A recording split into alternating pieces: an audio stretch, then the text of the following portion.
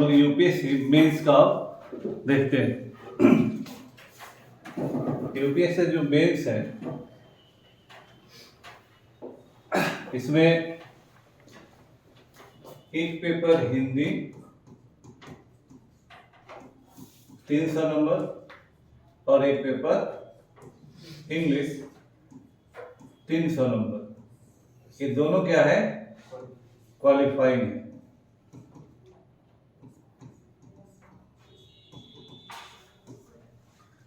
है ना। तो हिंदी जैसे हम पहले भी जैसे हमने कहा कि अंग्रेजी से आंख चुराने से कोई फायदा नहीं है, क्योंकि यहाँ पर 300 नंबर का अंग्रेजी जो है क्वालिफाइंग है। तो इसमें तो कोई उपाय नहीं, 300 नंबर का 300 नंबर आपको करना होगा। और उसमें लिखा हुआ है कि हाँ, भारतीय संविधान में जितनी भी भाषाएं हैं उसमें से कोई एक लेना है। तो जो हिंदी पट्टी का आदमी होगा वो हिंदी लेगा, फिर भारतीय संविधान में जितनी भी भाषाएं हैं जो जहाँ का रहेगा वो अपनी भाषा लेता है। तो उसके लिए हिंदी के बदले कोई और भाषा लेने का ऑप्शन है, विकल्प है। लेकिन दूसरा पेपर जो अंग्रेजी है वो सब के लिए इक्वली कंपलसरी है। वह हिंदी वाला रहे, तमिल वाला रहे, तेलुगु रहे, ओडिया रहे, कोई रहे, अंग्रेजी सबके लिए कंपलसरी है और सबके लिए क्वालिफाइंग है। तो इसलिए पेपर 1 और पेपर 2 हिंदी इधर के लिए और अंग्रेजी 300 नंबर का है और दोनों ही पेपर क्वालिफाइंग है। यहाँ भी नियम वही है कि किसी भी चीज़ को लाइटली नहीं लेना है। कुछ न कुछ ऐसे जरूर लोग होते हैं जो हिंदी में भी फेल कर जाते हैं। यहाँ फेल कर गए तो कहानी यहीं पर खत्म। इसीलिए प्रीवियस ईयर के क्वेश्चन को देखकर उसमें पास करने लायक अपनी स्थिति बनाई जाती है ना। क्योंकि इसका नंबर आपके रैंकिंग में नहीं जुड़ेगा, लेकिन खतरनाक है कि अगर फेल कर गया और उधर अच्छा भी गया है तो कहानी यहीं खत्म हो जाएगी, ठीक है ना। अब ऐसे पेपर जो है, अब आपका रैंकिंग कहाँ से शुरू होगा या कहाँ के मार्क्स जोड़े जाएंगे। तो पहला होता है ऐसे है 250 नंबर का, इसमें 2 ऐसे लिखना होता है। तो 2 घंटे में 2 ऐसे। अब 1 घंटा में ऐसे जिसमें 5-10 मिनट आप ऑर्गेनाइज करने के लिए लेंगे, क्योंकि ऐसे लिखने के लिए पहले ऑर्गेनाइज कर लिया जाता है कि हम कोई टॉपिक पहले सेलेक्ट करेंगे और उसको किस तरह से हम लिखेंगे।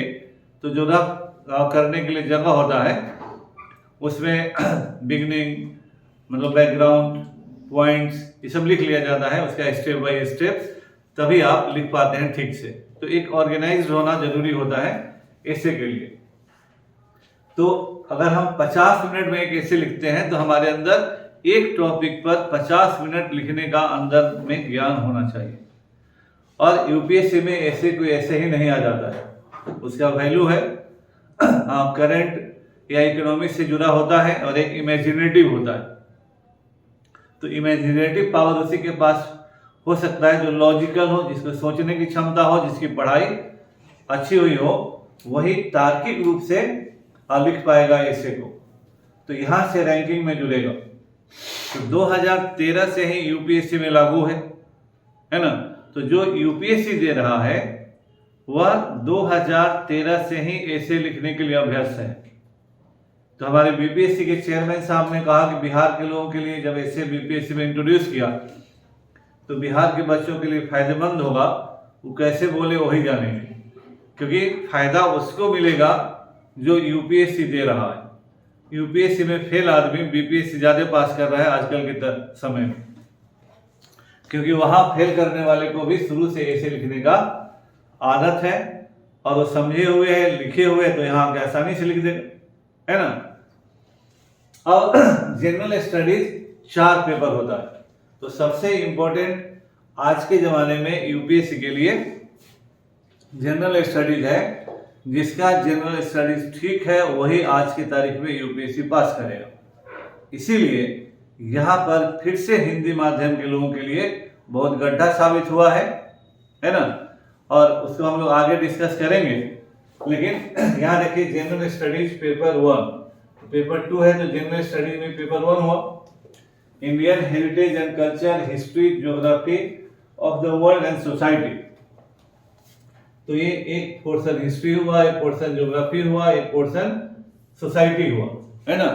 तो यानी सोशियोलॉजी हुआ, इसीलिए हम लोग इंडियन सोसाइटी एनसीईआरटी द्वारा पढ़ते हैं। और अभी 3 सवाल सीधे इसी किताब से आ गया यूपीएससी मेंस में।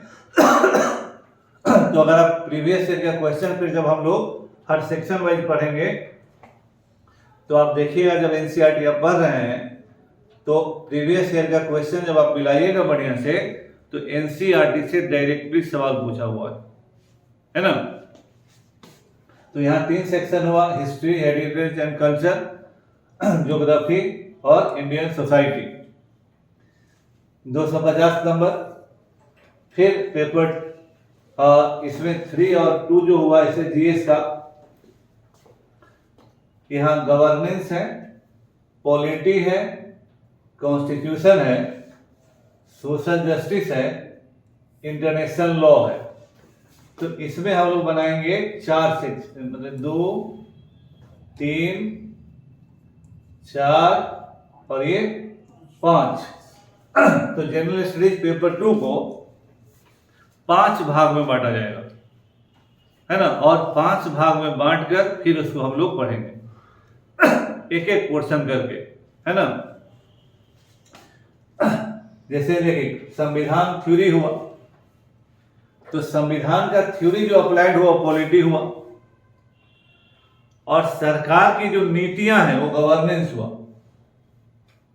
है ना। तीनों में अंतर है, तीनों हालांकि संविधान में लोग ले लेते हैं, लेकिन अब इस लेवल पर आके इसमें फर्क हो जाता है। कॉन्स्टिट्यूशन नियम कानून हुआ, पॉलिटी उस नियम कानून का एप्लीकेशन हुआ। अगर संसद एक नियम है लेकिन संसद चल कैसे रही है वो पॉलिटी हुआ। सरकार अपने उन लक्ष्यों को अचीव करने के लिए कौन सी नीतियां ला रही है गवर्नेंस हुआ। और सोशल जस्टिस यानी समाज के पिछड़े वर्ग के लिए सरकार के द्वारा किया जाने वाला काम जो है वो सोशल जस्टिस के अधीन आएगा, है ना। और फिर आईआर है, इंटरनेशनल रिलेशन। पेपर जीएस में पेपर 3 और ऐसे पेपर 4 जो है वो इकोनॉमिक डेवलपमेंट एक सेक्शन हुआ, बायोडाइवर्सिटी एंड एनवायरनमेंट एक सेक्शन हुआ, सिक्योरिटी एक सेक्शन हुआ और डिजास्टर मैनेजमेंट एक सेक्शन हुआ। यानी यहाँ science and technology 1, economic development 2, biodiversity and environment 3, security 4, disaster management 5।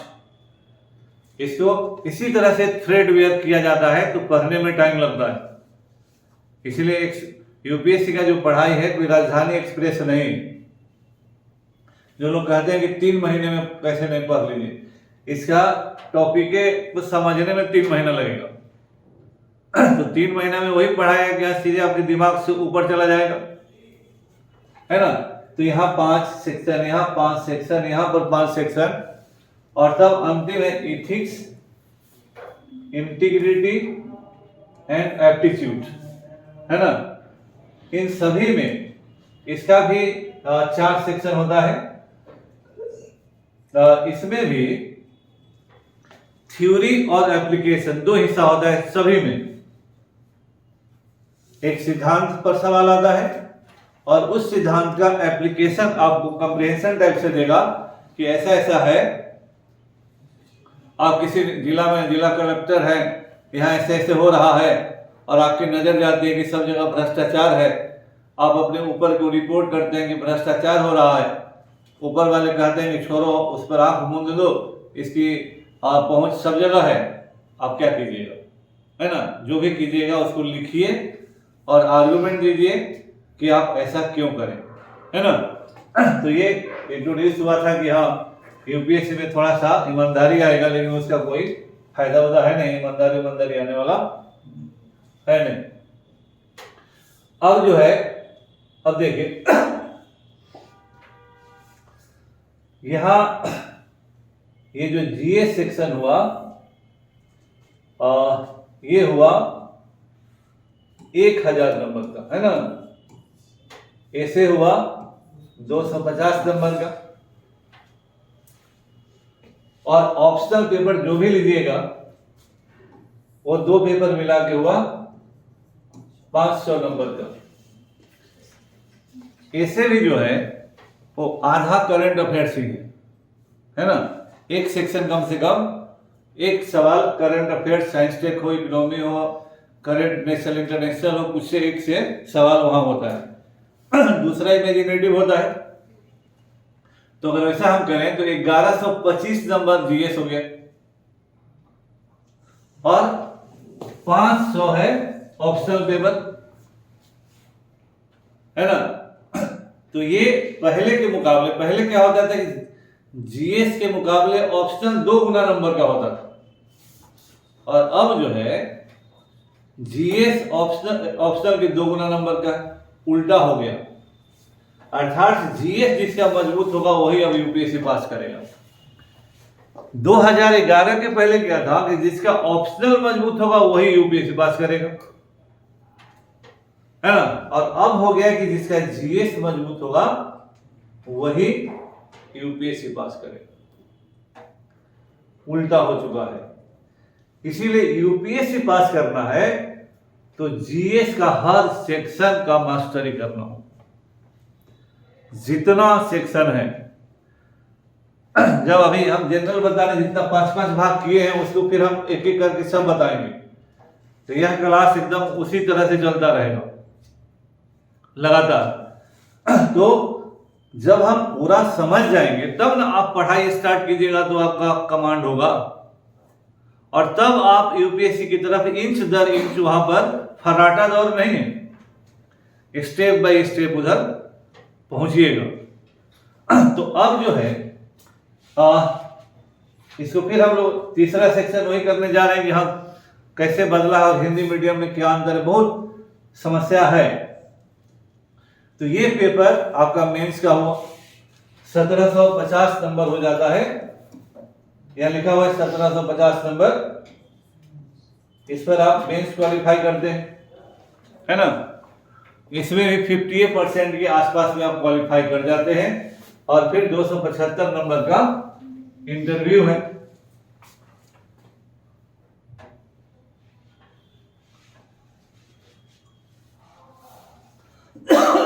अब देखिए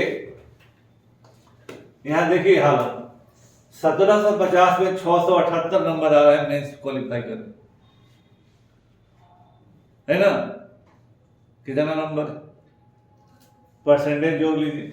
एक समय 809 नंबर आया है 2017 में, 2021 में 745 से 6, है ना।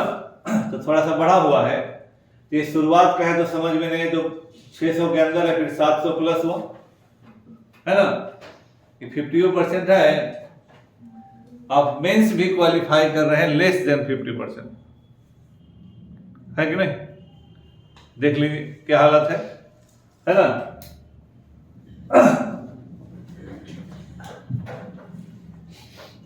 यूपीएससी फाइनल जो है 2021 में भी 953 पर हो गए, 2017 में केवल 1006 पर है, सब लेस देन 50% है ना। 1750 प्लस 275 कितना हुआ, 1025 या 2025, 2025। तो किसी तरह से 50% इस पर छू रहा है ना। अदरवाइज हर जगह देखिए कि आप लेस देन 50% पर यूपीएससी क्वालिफाई कर रहे हैं फाइनल। तो नंबर 50 से कम परसेंट में सेकेंड डिवीजन में भी बढ़िया सेकेंड डिवीजन, बिचौलिया वाला सेकेंड डिवीजन है।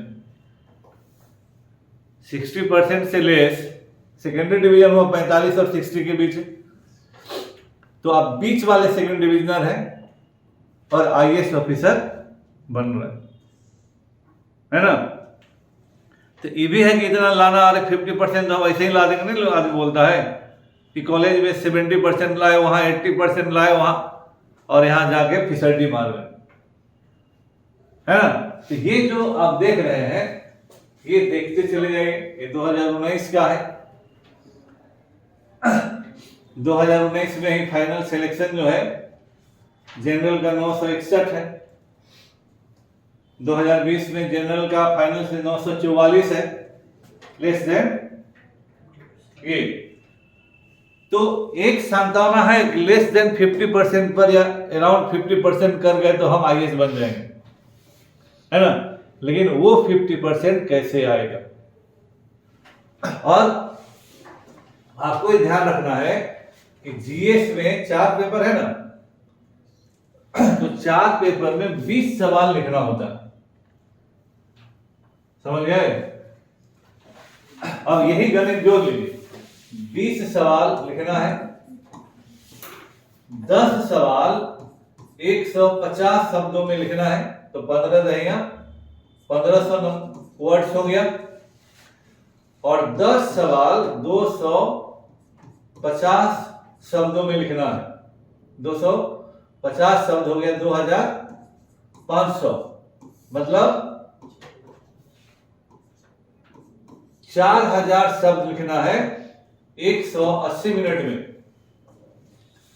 180 मिनट में 4000 वर्ड्स लिखना है। तो 4000 वर्ड्स हम लिखेंगे 180 मिनट में।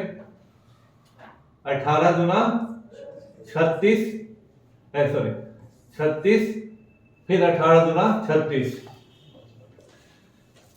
1 मिनट में 22 से प्लस शब्द लिखना है ना। जो आदमी 1 मिनट में 22 से 25 शब्द लिखेगा ना, वही सब सवाल का आंसर लिख पाएगा। और अभी आप 10 को शब्द भी नहीं लिखेगा 1 मिनट में। तो आपको जाना कहां है, पहले देख लीजिए कि 24-25 शब्द तो लिखेगा तबे आईएएस प्रॉपर होएगा 1 मिनट में। तो पहला जो दौर है कि 1 मिनट में ज्यादा से ज्यादा शब्द लिखने का स्पीड अभी से लाइए। इसलिए जो एनसीईआरटी में इसको जो आप लाइट भी लेते हैं, एनसीईआरटी का जो टेस्ट रिटन हम करवाते हैं उद्देश्य वही है। लेकिन आप ही लोग फिसड्डी टाइप के आदमी हैं, तो वो जो अभी से ही टेस्ट दिए रहिएगा और फिर समय देखकर आप समय तय कर लीजिए कि इतने देर में लिख देना है, तबे ये टारगेट अभी से करते जाइएगा तो उस समय जाके टारगेट के आसपास पहुंचिएगा। और जो 20 सवाल लिख के आ जाएगा वो सर्तिया पास करता है, लिखाता ही नहीं है 20 सवाल। इसीलिए जो रिजल्ट निकलने और मेंस का इम्तिहान होने का होता है उसमें पढ़ने का टाइम नहीं होता है, वो केवल राइटिंग प्रैक्टिस और रिवीजन का टाइम होता है। इसीलिए जब हम पीटी दें उस समय से पहले ही मेंस की पूरी तैयारी हो जानी चाहिए। इसीलिए हम लोगों ने इंटर पास या मैट्रिक पास और ग्रेजुएट फर्स्ट ईयर को कहा है कि पढ़ो बिहार में, कहे कि इस समय से नहीं पढ़िएगा तो उस समय आप कुछ नहीं कर पाएंगे। पैसा भी जाएगा, टाइम भी जाएगा, एनर्जी भी जाएगा, क्योंकि आपका स्कूल और कॉलेज बिहार में बर्बाद है, इसका कोई उपाय नहीं है। इसीलिए जो अभी से पढ़ेगा, अभी तय कर ले गार्जियन की मैट्रिक के बाद बच्चा कहाँ जाना चाह रहा है, जबरदस्ती नहीं करना है। क्योंकि आज कोटा में धड़ाधड़ लड़के लोग फांसी लगा रहे हैं। अभी आज के अखबार में भी है कि एक लड़का का मेडिकल का एग्जामिनेशन अच्छा नहीं गया, वो फांसी लगा ली। तो जान देने से क्या फायदा? जिसको जहां जाना है, जिसकी जो क्वालिटी है वही कीजिए, है ना। इसी में बेस्ट कीजिए। मैट्रिक से उधर नहीं हुआ, इंटरेस्ट नहीं है तो आप इधर लग जाइए। अगर मैट्रिक के बाद से ही लग गए और ईमानदारी पूर्वक पढ़िएगा तो कोई नहीं रोकेगा, है ना।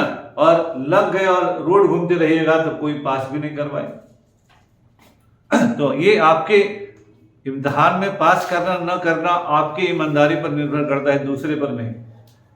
क्योंकि कोई भी टीचर क्लास में सबको पढ़ाता है, किसी को अकेले नहीं पढ़ाता है ना।